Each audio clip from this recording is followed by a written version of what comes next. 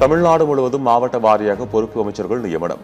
விழுப்புரம், கடலூருக்கு ஆனந்தும், சென்னை, திருவண்ணாமலைக்கு ஆதவ் அர்ஜுனாவும் நியமனம்.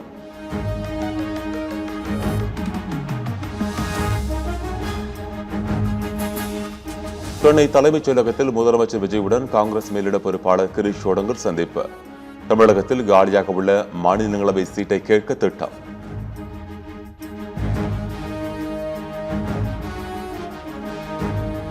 தமிழ் மொழி, இலக்கியம், திரைத்துறை, அரசியல், ஆட்சி நிர்வாகத்தில் முன்னாள் முதலமைச்சர் கருணாநிதியின் பங்களிப்பை நினைவு கூறுகிறேன். முத்தமிழறிஞர் கருணாநிதியின் பிறந்த நாளில் அவருக்கு மரியாதை செலுத்துவதாக முதலமைச்சர் விஜய் எக்ஸ் தளத்தில் பதிவு.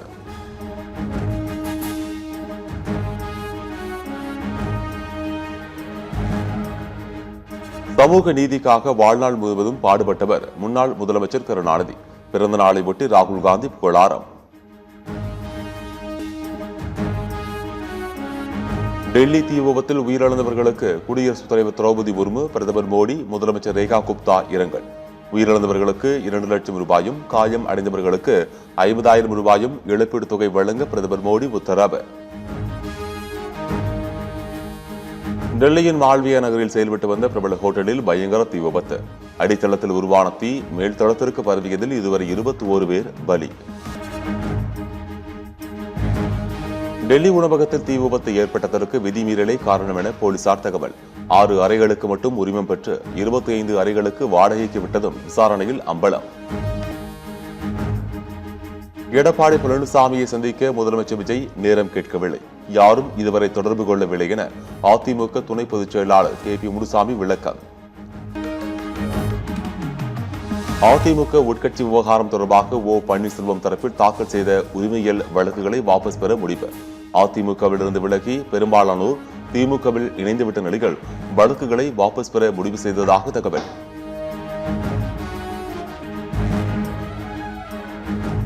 அதிமுகவில் நீடிப்பதா, தாவேக்கு அல்லது திமுக பக்கம் சாய்வதா? சஸ்பென்ஸை உடைக்காமல் வைத்திருக்கும் முன்னாள் அமைச்சர் சி. விஜயபாஸ்கர்.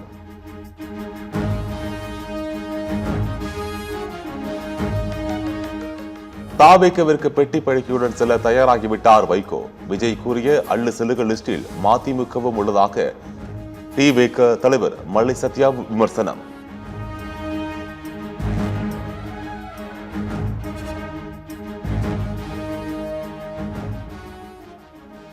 தென்காசி, நெல்லை, நீலகிரி, கோவை, தேனி, திருப்பூர், திண்டுக்கல் உள்ளிட்ட 15 மாவட்டங்களில் ஓரிரு இடங்களில் பலத்த காற்றுடன் கனமழை பெய்யும்.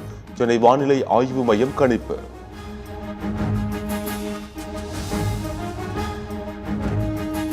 தமிழ்நாட்டில் கன்னியாகுமரி மாவட்டத்திற்கு இன்று மிக கனமழைக்கான ஆரஞ்சு அலர்ட். வானிலை ஆய்வு மையம் எச்சரிக்கை.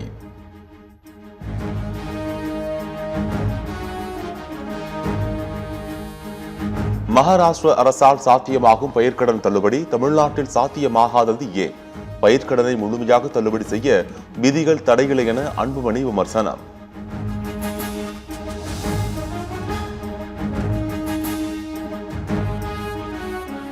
கர்நாடக முதல்வராக இன்று DK சிவக்குமார் பதவியேற்க உள்ள நிலையில் அவருடன் முதற்கட்டமாக பதவியேற்கும் 14 அமைச்சர்களின் பட்டியல் வெளியீடு.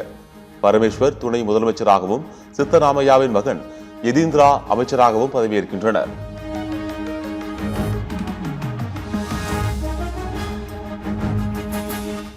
மயிலாடுதுறை மாவட்டம் செம்மனார்கோவில் ஊராட்சி ஒன்றிய அலுவலகத்தில் நண்பகல் 12 மணி ஆகியும் வெறிச்சோடி காணப்பட்டதால் மக்கள் அவதி. வட்டார வளர்ச்சி அலுவலர் உள்ளிட்ட அதிகாரிகள் யாரும் வராததால் அதிர்ச்சி.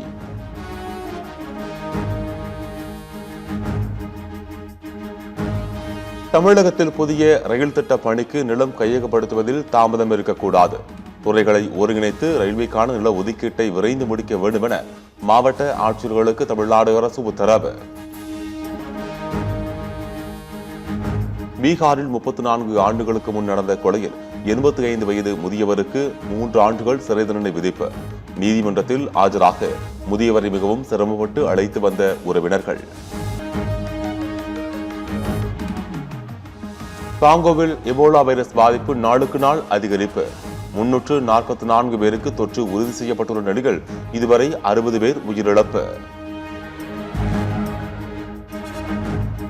உடற்தகுதியை நிரூபிக்க பெங்களூருவில் உள்ள சிறப்பு மையத்திற்கு வருமாறு ரோஹித் சர்மா, ஹர்திக் பாண்டியாவுக்கு அழைப்பு. ஆப்கானிஸ்தானுக்கு எதிரான போட்டியில் பங்கேற்க இருவரும் தயாராகி வந்த நிலையில் BCCI நடவடிக்கை.